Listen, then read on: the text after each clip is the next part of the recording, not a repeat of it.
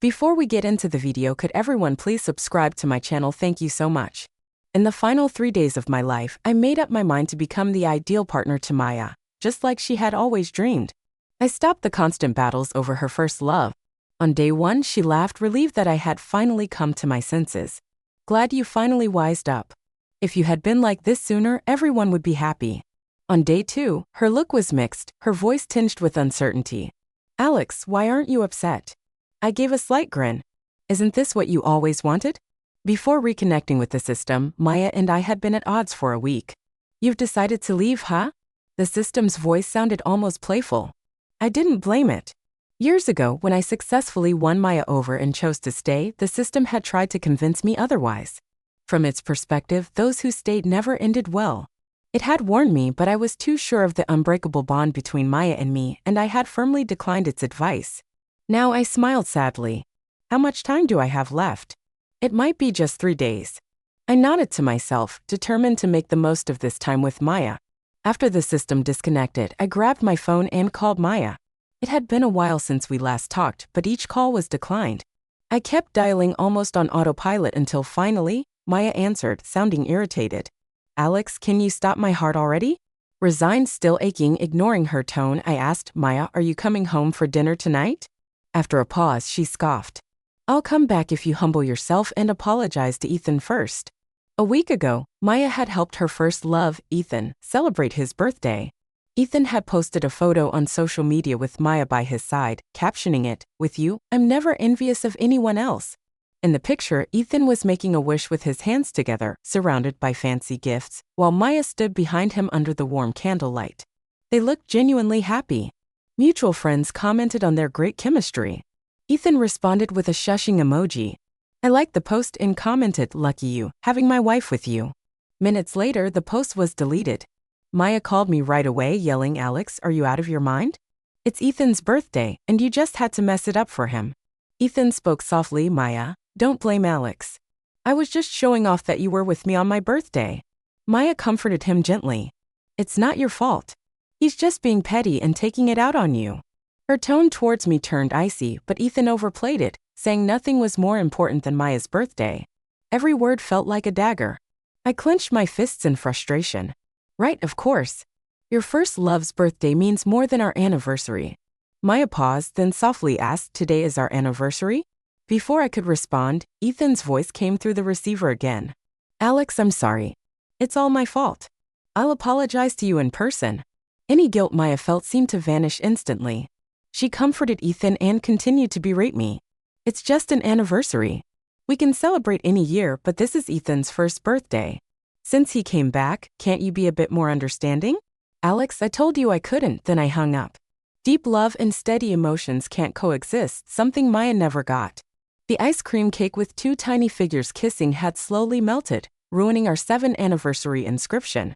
I grabbed the cake and tossed it in the trash. Just then, a new message notification popped up on my phone. It was another jab from Ethan's secret social media account. Alex, I told you before if Maya ever had to choose, she'd always pick me. Do you believe it now? Just hours ago I didn't, but now it's a fact. Maya didn't come home that night. The next morning, she was having breakfast in the dining area. Seeing me, she gave me a cold stare. Come with me to the office later and apologize to Ethan. He couldn't sleep all night because of your comment. I scoffed, I'm not going. I've never heard of the rightful spouse apologizing to a side piece. Alex, why are you being so tough? Ethan is just my assistant. He's lost everything. Can't you show some kindness? I smirked at her. An assistant you slept with? Maya's expression changed. She threw her bowl to the floor, shattering it. I just watched her, disappointment filling my heart. How did Maya end up like this? If you're going to be so stubborn, let's separate for a while, she spat, slamming the door as she left. She didn't return for a week. I endured sleepless nights, my heart aching. Meanwhile, Ethan's secret account kept updating on a business trip to Bali with the boss. Haha, the boss knows I love little cakes. I thought Maya would say it's silly for a guy to like sweets. The boss looks amazing in a bikini. I didn't argue anymore, just quietly saved the screenshots. When things go south, it's best to just discard them. That morning, Ethan's post announced their return from Bali.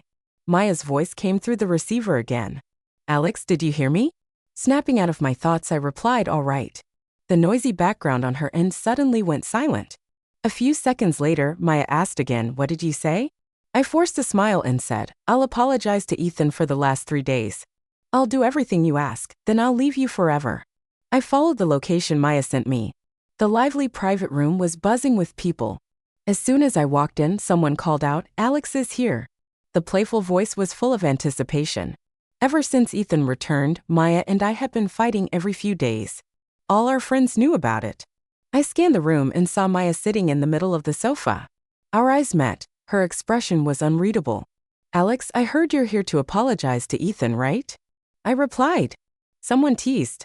Maya's friends are the best at going with the flow. When she loved me, they called me Alex and never joked with me. Now that Ethan is back, everyone can see his place in Maya's heart. Their attitude toward me has changed. There's a lot more disdain. I stepped forward, glancing at the filled wine glasses on the table. I picked one up lightly to show my sincerity. I drink this glass as an apology to Mr. Lee. Maya tilted her head, watching me silently. Everyone around us seemed excited, like they were watching a show.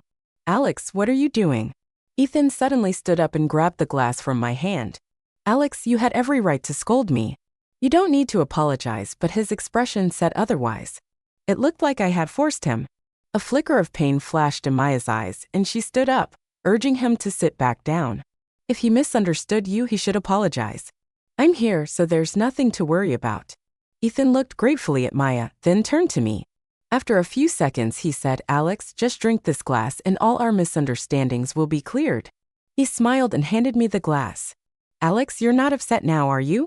I looked at Maya and gave a faint, indifferent smile, taking the glass. Of course not. I raised the glass. Everyone here, be my witnesses. Previously, I misunderstood Maya and Mr. Lee's relationship, which caused trouble for Mr. Lee. Today, I'll drink this glass of self-punishment and apologize to Mr. Lee. After I finished speaking, I glanced around at everyone present. They all seemed stunned. Someone whispered, is this really the Alex who never backs down? Maya, sitting in the center, also looked momentarily shocked. Ignoring her fleeting look of surprise, I raised my hand and downed the glass of wine. I was allergic to alcohol. Others might not know, but Maya did. As I finished the glass, my body felt like driftwood floating in a river. Someone helped steady me. Alex, don't drink anymore. Her face swam before me, and I struggled to recognize her. It was Maya's friend, LLA. She seemed to be the only one who hadn't joined in the mocking. Thanks, I whispered to her. I then tried to look up and ask Maya if this apology was enough, but I saw Ethan quickly glance at the others. Immediately, someone teased loudly, Alex has good tolerance, but one glass isn't enough to show real sincerity. They maliciously pushed a whole bottle of red wine toward me, then looked back at Maya. Don't you think so? Maya frowned. Just as she was about to speak, Ethan's voice interrupted again. Don't say that. Alex lowering himself to apologize to a guy like me is already more than I deserve. As long as Alex doesn't barge into the office to humiliate or hit me again, I'll be thankful. Maya looked at him incredulously. He barged into the office and hit you. When her voice rose, the entire room fell silent. It was on my first day as her assistant. Ethan said. Anger surged in Maya's eyes as she turned to look at me. I admitted calmly, that's right, I did go that day. Before that, I had argued with Maya countless times because of Ethan. Late at night, Ethan would call her to accompany him to the hospital for stomach pains. When buying clothes, Ethan would send pictures asking which one looked best. We fought. Maya, can't you care a bit more about my feelings? I love you. I can't help but mind you being so close to another man. It hurts me too, you know? You're the most important person. On to me. She had promised to keep her distance from Ethan, but just a few days later, I received a message from Ethan. Alex, what's the point of trying to stop me? As long as I say a few words, Maya still made me her assistant. I thought he was lying, trying to stir up trouble. I believed Maya wouldn't deceive me. Still, with a hint of unease, I went to Maya's office quietly and saw Ethan sitting there, looking smug. Alex, check out my watch. Maya gave it to me as a welcome gift. His smug face disgusted me. I raised my hand and punched him. Ethan, picking up someone's leftovers? Aren't you disgusted? He rubbed his face but looked at me with an arrogant smile. Alex, are you scared because you feel like you're losing Maya now? Ethan touched his unmarked cheek and said, Alex only punched me once. I'm a grown man. One punch is nothing. If it calms him down. Maya's face darkened as she looked at me, her eyes filled with rage as if to swallow me whole. Alex, I thought you were just possessive and couldn't handle Ethan's return, but I didn't expect you to be someone who would fly into a rage and hit others. Her cold voice showed no compassion. I think even drinking the whole bottle is too lenient for you. I looked up in shock. Is that really how you see me? Maya scoffed. Actions speak louder than words. You know I can't drink. I stared at her. Maya sneered. Then what are you here for today?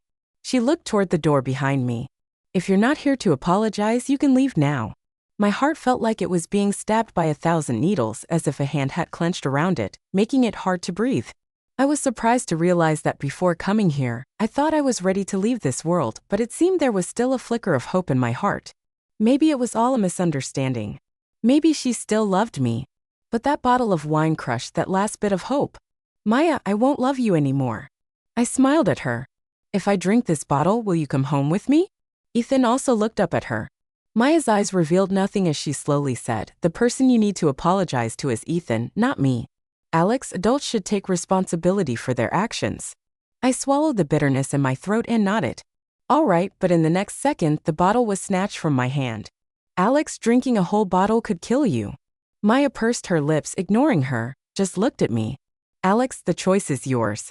I'm not forcing you. My heart had already shattered into pieces and now I didn't even feel the pain. I'll drink. I took the bottle from her, quietly thanked her again, and put my mouth to the bottle, gulping it down. In my daze, I seemed to see Maya pushing through the crowd, walking toward me.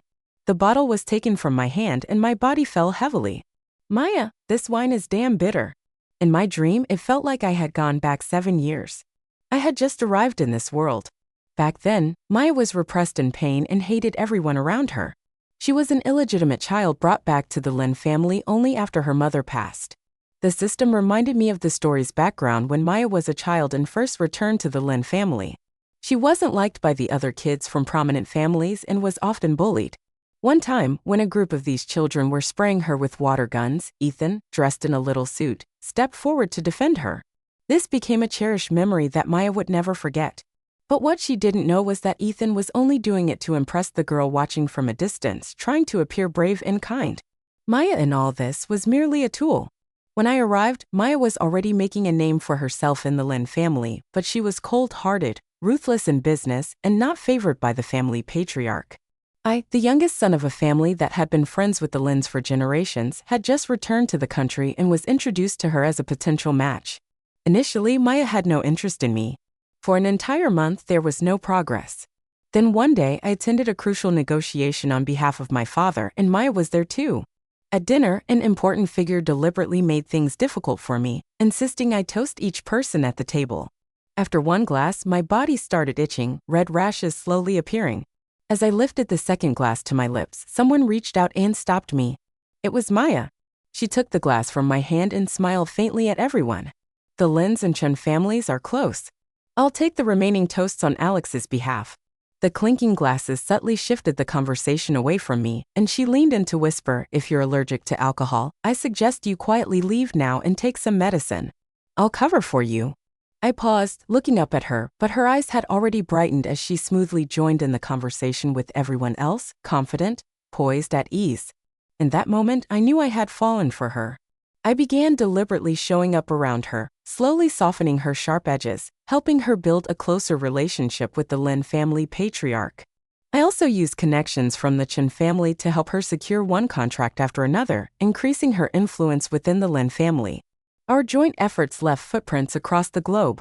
During a negotiation in Southeast Asia, we got caught in a crossfire between local factions. We were trapped for 3 days and nights. As we were about to leave the jungle, we encountered bandits. I stepped in front of her, and a bullet hit my left chest. In that critical moment, the backup we had arranged finally arrived, rescuing us from the group of desperados. In the car, taking me to the hospital, Maya's eyes were swollen from crying, her tears falling heavily onto me. She was trembling all over, asking why I was so foolish, begging me to hold on. She said, we haven't had our wedding yet. You haven't become my husband. You can't die. At that moment, I really thought I would die there. I raised my hand to touch Maya's face and forced a smile. Don't cry, Maya. I came to tea. His world just for you. At the same time, the system notified me host progress is at 100%. Congratulations, you've succeeded. Luckily, the bullet hadn't hit a fatal spot, and I survived. After 3 months of recovery, I married Maya in a grand wedding that made headlines worldwide. On countless nights after we were married, during our passionate moments, she would repeatedly tell me she loved me. By then, Ethan had already married the heroine overseas. I thought there would be no more complications in our world. One day, I felt someone trying to undress me. I pushed her away forcefully. "Don't touch me." The person hesitated, her hand pausing over the scar left by the bullet. The wound had long healed, new flesh growing over it, but the memory of that moment was forever etched onto my body. She seemed stunned for a long time. She coaxed softly, "Stop fussing, let's get you changed and take a bath." She kept muttering things I couldn't make out. I covered her mouth. "So noisy." Then suddenly I felt a surge of sadness and gave a bitter laugh. She asked, "What are you laughing about?" I said, "My wife has fallen for someone else. I love her, but she doesn't love me anymore." She seemed stunned. After that, I don't know what happened. I fell into a deep sleep. When I woke up again, it was already daylight. Sunlight filtered through the curtains, light and shadow dancing across the bedroom. The system's voice spoke up, "Host, you have to leave tomorrow. Do you have any regrets?" It reminded me Maya was just outside. As soon as the system's voice faded, Maya appeared at the door with honey water, speaking softly, her expression somewhat unnatural as she looked at me. "Alex, you're awake." I didn't take the glass, instead drinking from Maya's hand. This kind of intimacy was something we hadn't shared in a long time. After Ethan came back, I found Maya repulsive and we had been sleeping in separate rooms. Maya's eyes brightened and a smile appeared on her lips. "You knew you couldn't drink, but you insisted," she said, her voice tinged with reproach. But almost immediately, she seemed to remember that she had been the cause of it all. She fell silent, a trace of guilt flashing in her eyes. It seemed like she was waiting for my usual sarcastic response. This was how we had been interacting most recently, but I only smiled apologetically. "You're right, I won't do it again." Maya looked up at me surprised. She wanted to say something, but her mouth opened and closed without a word. I spoke first. "Maya, will you come with me to see Grandpa today?" She nodded immediately. "Of course. Grandpa's been asking about you for a while now." We went to the supermarket together, holding hands as we walked to the health supplement section. I carefully picked out one item after another, occasionally asking for her opinion. After several times, she laughed helplessly. "Are you planning to buy out the whole supermarket?" I looked over and realized that the supplements I had chosen were already piled into a small mountain. Maya continued teasing, "Looks like we be." "I brought the wrong car today. I should have brought a truck instead of the sedan to carry all your loot." I smiled, "Better to buy more now so Grandpa won't run out later." "We can always come back if we need more," she replied casually. I smiled without answering, just lowering my head and continuing to pick out items. But somehow I felt a pair of eyes watching me, scrutinizing me. I didn't want to think too much about it and ignored it. Once I was done, I asked Maya to call the housekeeper to pick up the supplements. We only carried the best 2 items ourselves. When we reached the underground parking lot, I suddenly exclaimed, "Oh no, I forgot." Maya, seeing my anxious expression, quickly asked what was wrong. I immediately opened the car door and got out. "I forgot to buy knee pads and a back brace. Grandpa's knees and back aren't in great shape." Maya followed me out of the passenger seat, grabbing my hand with an exasperated smile. "It's still warm now. He doesn't need knee pads or a back brace yet." I shook my head. "He'll need them when it gets cold." I ignored her attempts to stop me and kept walking toward the supermarket entrance. Maya caught up, still holding on to me. "Alex, why are you in such a hurry?" She was smiling gently, but I could see unease deep in her eyes. "I'll come with you to buy them in the winter, okay?" Without waiting for my response, she pulled me back to the car. "Maya, forget it," I sighed inwardly. I was leaving it for tomorrow, and I didn't want to argue with her. The car re-entered the main road, and Maya remained silent. The quiet atmosphere was somewhat awkward. I drove, my eyes unintentionally landing on the car ornament. Maya noticed and quickly explained, "Ethan changed it last time he was in the car. I'll replace it with the original 8 auspicious symbols when we get home." I paused, then spoke slowly, "No need to change it.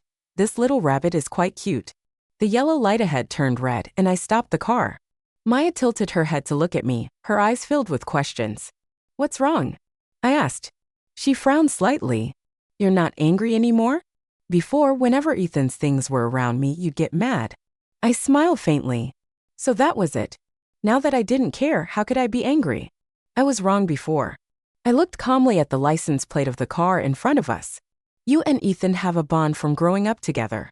Now that he's divorced, back home, and lost everything, I should be more sympathetic and considerate toward him. I shouldn't have made a big deal out of it before, I said softly. Maya's frown deepened. But the 8 auspicious symbols are something you personally knelt and prayed for. You really don't mind?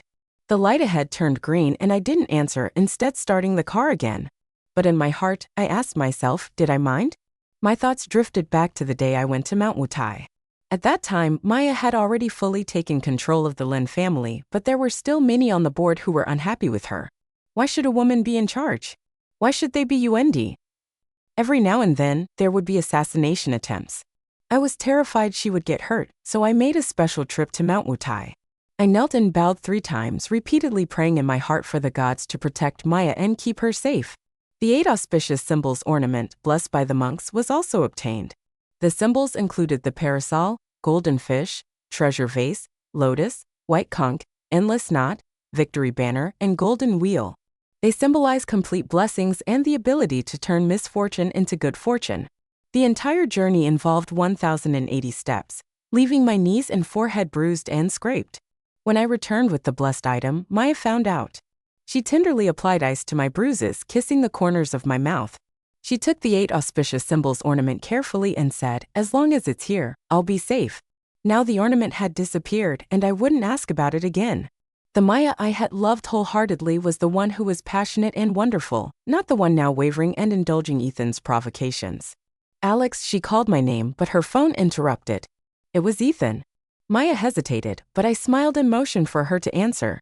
Before she could react, I reached over and connected the call to the car's Bluetooth system.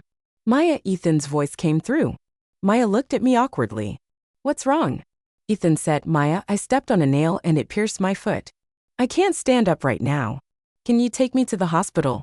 He shifted the camera angle in the video. There was indeed a nail sticking out of Ethan's foot, but it wasn't deep. I couldn't help but chuckle. He would go to any lengths to get Maya's attention. Hearing my laugh, Ethan's voice became deliberately anxious. Maya, is Alex there too? Am I bothering you both? He lowered his voice. I'm sorry, Maya. I didn't mean to. You know I have no family here anymore. Forget it, I'll handle it myself. On screen, Ethan pretended to try to pull the nail out, only to wince dramatically in pain. Don't move, I said. Maya placed her hand on the car door handle, instinctively wanting to get out. But in the next moment, it was as if she remembered something. She spoke gently to Ethan, Alex, and I have some things to take care of right now, so I can't come. I'll call Lila to go over. I looked at Maya in surprise. The video call ended. Maya blinked awkwardly. Why are you looking at me like that? Before I could answer, a sarcastic laugh escaped me. So she knew how to say no. She could see through Ethan's little tricks. What then had all our arguments and her repeated defenses been for? Foreseeing I wasn't answering, she dialed Lila's number on her own, asking her to check on Ethan. Lila shot back, girl, I can help you with other things, but I can't do this. Just seeing that green tea guy makes me sick. You always pity him, but his misery isn't Alex's fault. Don't blame me for not warning you. If you keep letting him lead you by the nose, you'll end up really hurting Alex one day. The system suddenly spoke. This LLA is a true friend. The unexpected voice startled me, and I almost crashed into the car in front of us. Maya was the one who steadied the steering wheel, preventing the crash. I instinctively thanked her. She looked momentarily surprised, then said, Alex, we're husband and wife. No need to be so formal. I composed myself. I needed to focus on driving. Just as we were about to reach the Lin family estate, Maya's phone rang again. It was Ethan. Maya showed a flash of irritation as she answered, what now? Her cold tone seemed unfamiliar to Ethan. He was silent for a few seconds. Maya, are you really not going to help me? We were almost at the old estate. Maya looked conflicted. I smiled at her. Go see Ethan first.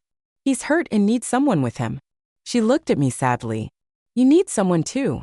Ethan's voice suddenly rose. You promised me when we were kids that you'd always be there whenever I needed you. Did you forget?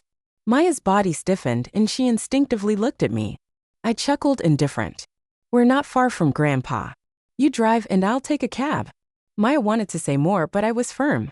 She agreed to go to Ethan but insisted on taking me to the estate first. When we arrived at the entrance, she stopped. Alex, how about you go see Grandpa first? I'll be back soon. I watched her get into the driver's seat and start the car without wasting a second. The shadow of her car grew smaller and then disappeared from my sight. Maya, goodbye. My phone vibrated with a notification. It was a private message from Ethan. Alex, do you think relying on that old man will keep Maya? You've lost. I typed, are you sure? I had leaked today's schedule with Maya to Ethan. Him calling on the way was also part of my plan. Even though this same scenario had played out countless times, I didn't mind one more. When I leave this place, it would deepen Maya's guilt and regret. From her reaction earlier, it was clear she still had feelings for me. Maybe if I had asked her to stay today, she would have ignored Ethan and stayed with me. But that late awakening, I was disgusted by it. I was curious to see if she'd still feel so confident after today. My thoughts were interrupted as Grandpa came out of the estate, leaning on his cane. His gray hair glistened in the sunlight. The old man who had given me the most love and care in this world, it was finally time for our last goodbye. No one would guess that this kind and amiable old man had once been a powerful figure who navigated both legal and illegal worlds. Take a good look. Isn't it true that our Alex has grown some gray hair too? Grandpa laughed, addressing the housekeeper beside him. I was confused by his words. The housekeeper laughed and explained, the old master is saying that Mr. Jean is still so young. Why has he suddenly become so talkative? I couldn't help but laugh. Tomorrow, I'd be leaving this world for good, and I couldn't help but say a few extra words. I hadn't expected this old man to tease me for it. Night slowly fell. By the time I was about to leave, Aya still hadn't come. Grandpa cursed a few times and immediately told the housekeeper to call her and have her come for a scolding. The system chimed in, don't worry, host, I've blocked Maya's phone. Sure enough, the housekeeper shook his head helplessly. Grandpa grew more furious. Find out where she is right away. Seeing his anger, I hurried to pat his back and calm him down. He looked at me, concerned in his eyes. How long has she been ignoring you like this? I smiled bitterly, shaking my head. No, Grandpa, Maya is just busy today. You're still defending her? Grandpa grew even angrier. I knew the more I pretended to be magnanimous now, the harsher the punishment for Maya and Ethan tomorrow would be. After settling Grandpa into his room, the system explained, host, Maya didn't mean not to come. I made her car's tires blow out. It paused. 3 cars in a row. I refused Grandpa's offer to have someone drive me. Maya will be here soon. Tell Grandpa not to worry. Then I slowly walked out of the estate, following the plan between me and the system. Shortly after leaving the estate, I was intercepted by robbers and killed. As the cold blade pierced my abdomen, the system detached my consciousness from my body. Bright red blood flowed down the knife, staining the asphalt beneath me. Darkly, I thankfully didn't feel any pain. The system manipulated my phone to dial Maya for one final call. She couldn't answer. In the nights to come, she would remember again and again how she abandoned me for Ethan and how she didn't answer my last desperate call, losing the chance to save me. The robbers panicked when they realized that they had killed someone and fled. Minutes later, my phone buzzed. Wife calling, but no one would ever answer again. My body lay twisted in an unnatural position, ribs and knees broken. The robbers wanted to leave no trace, slashing me over a dozen times. The system couldn't bear to watch, covering my eyes.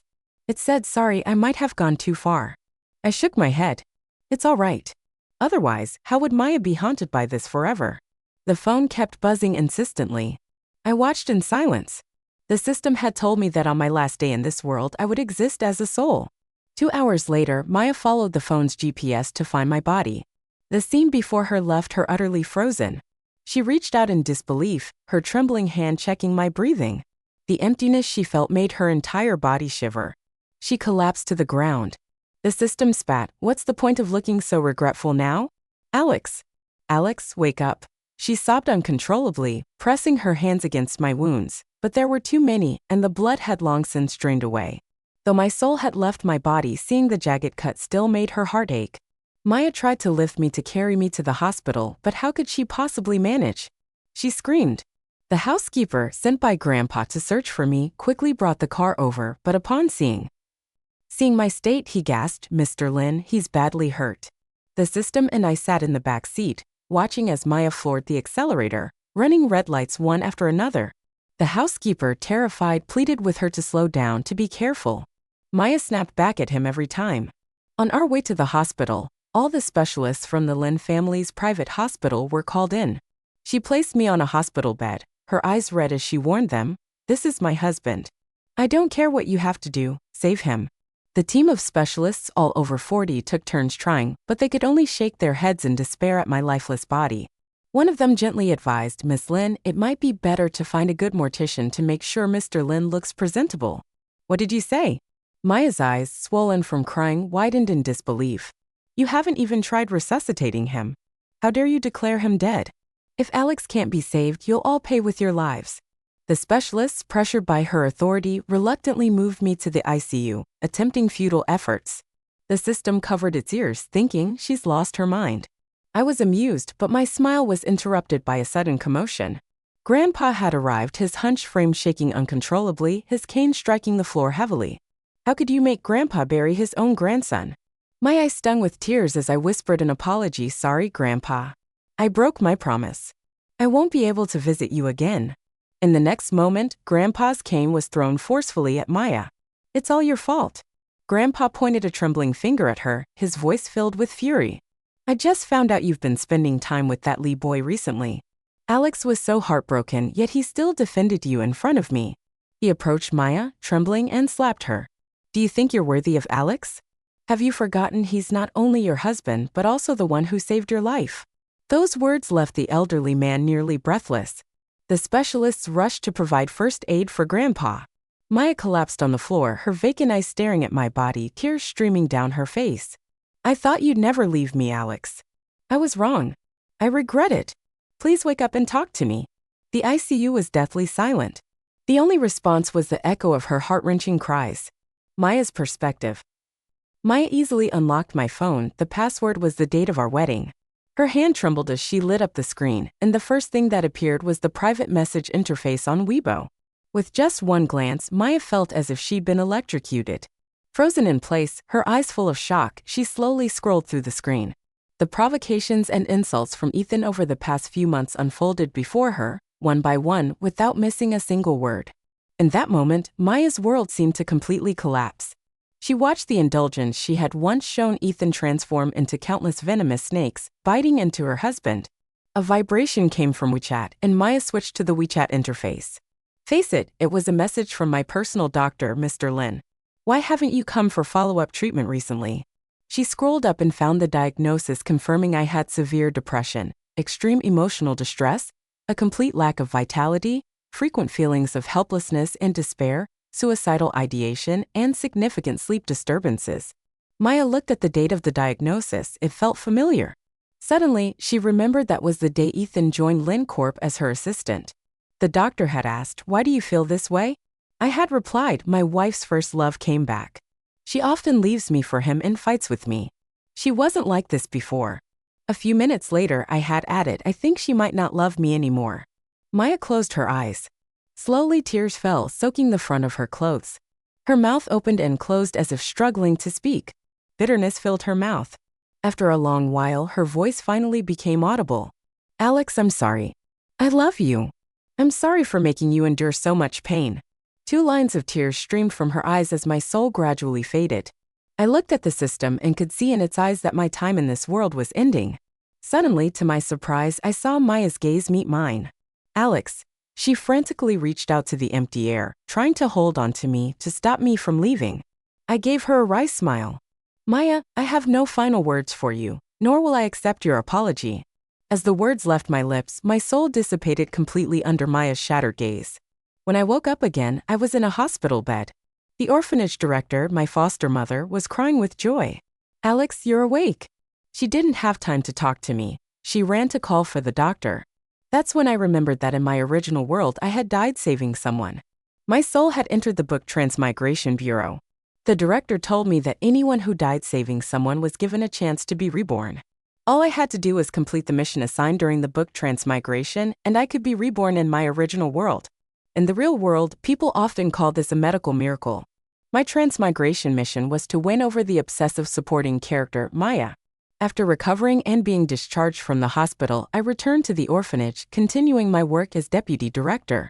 I had been thrown here as a baby and stayed on as I grew up, helping to raise more children. That night, after all the kids had gone to bed, I brewed a pot of tea and sat in the yard for one final chat with the system. Host, Ethan is dead, it said. Huh? I was surprised. Why? Those robbers already had blood on their hands. I made sure that when Grandpa caught them, they implicated Ethan. I gave the system a thumbs up in admiration, but the system wasn't done. He died worse than you did. You know Grandpa used to run the underworld, right? Right. He liked me so much he did it himself. The system didn't finish the sentence, only making a throat-slitting gesture. I could imagine just how ruthless Grandpa's methods were. After I left, Grandpa nearly beat her to death too. She gave up on herself, going to my grave every day to drink until she was drunk. She wouldn't last long before she died of alcohol poisoning. I clicked my tongue in amazement. What a pity, no one left to inherit the Lin family fortune. The system gave a sly smile. A stack of bank cards appeared before me. Once Maya dies, the Lin family's assets will be transferred to these cards by the book. Transmigration Bureau host, are you ready to be super rich? In the quiet summer night, my shout of excitement echoed. I am ready.